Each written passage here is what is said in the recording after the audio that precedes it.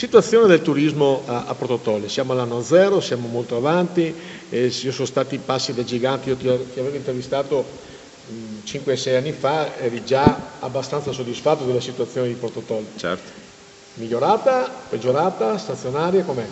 Ma diciamo che negli ultimi 5 anni poi gli scenari tra Covid e non Covid sono sempre sono cambiati e comunque vedo che il turismo, come nell'agricoltura, fa da padrone sempre il tempo, no? Siamo usciti l'anno scorso da un turismo flebile che l'anno precedente invece post-Covid sembrava l'anno delle meraviglie, invece l'anno scorso ci ha riportato con i piedi per terra. Poi tu vedi o segui, sai benissimo, diciamo, conosci bene i dati, insomma, ecco. Quindi diciamo Portotolle comunque è un territorio sicuramente di vocazione turistica, sicuramente con delle grandi potenzialità.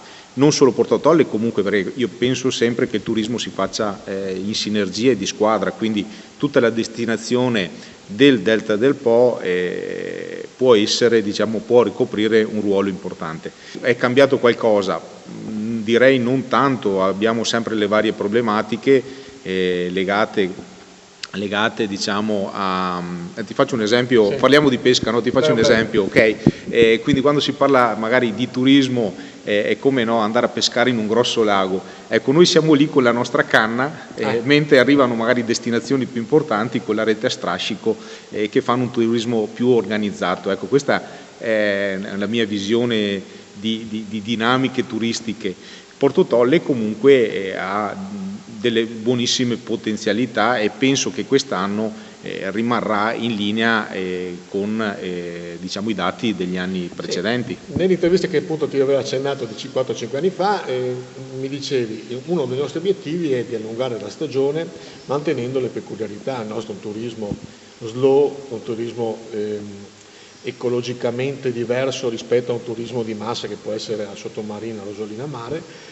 Ci siete riusciti a fare questa operazione di allungare una stagione in funzione anche di una vocazione ecologica di Portotolle?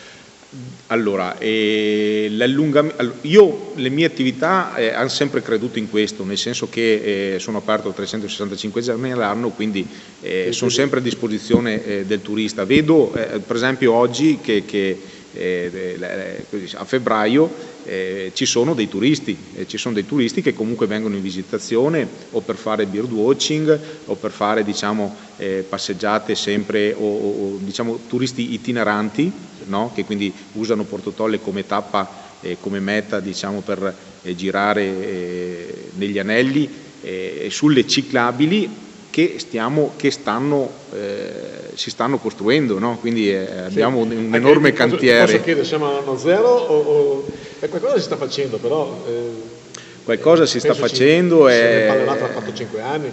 Penso di sì, perché vediamo queste artee, vediamo questi cantieri che nascono poi finiscono i soldi, poi si bloccano ma questa è un'altra storia. Questo l'hai detto te, io vedo tante cose da imprenditore che quando mi chiedono di fare una cosa, no, la fai il giorno dopo? La faccio subito, se non un'ora prima che l'ho già fatta, ecco, non faccio mai il giorno dopo, faccio subito, perché è importantissimo che le dinamiche siano immediate, altrimenti il giorno dopo ti dimentichi, hai altre cose da fare, quindi le cose vanno fatte subito. Ecco, vedere un territorio che viaggia a slow a 20 all'ora su tanti ambiti molto più veloci. Dovrebbe essere più veloce, anche perché comunque cioè, le difficoltà dei territori si vedono, si vede lo spopolamento, si vedono le difficoltà strutturali, siamo imbrigliati da una marea di vincoli che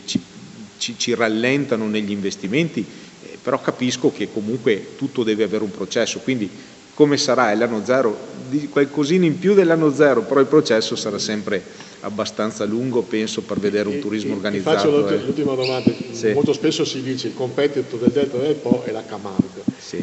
Perché non riusciamo, io in Camargue ci sono stato e effettivamente a me piace di più la nostra zona che rispetto alla Camargue, però la Camargue ha una valenza turistica penso 10-1 rispetto a noi. Certo.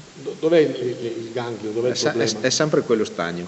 Sì. Cioè, il turismo è uno stagno, no? Noi siamo lì con le nostre canne a pescare, arrivano gli altri con le reti a strascico, che sia destinazioni o che siano nazioni, Ma è logicamente... chi dovrebbe procurare le reti a strascico? Invece che la rete, invece che la canna monopesca. Ecco, la parola rete, no? La parola rete è molto interessante, perché la rete può essere il web, quindi la comunicazione, la rete può essere le sinergie tra territori, le reti possono essere, diciamo, tutte quelle attività che vengono create per aumentare diciamo, la forza di marketing, di comunicazione, di valorizzazione, cioè la rete ha mille sfaccettature. E lì a che anno siamo?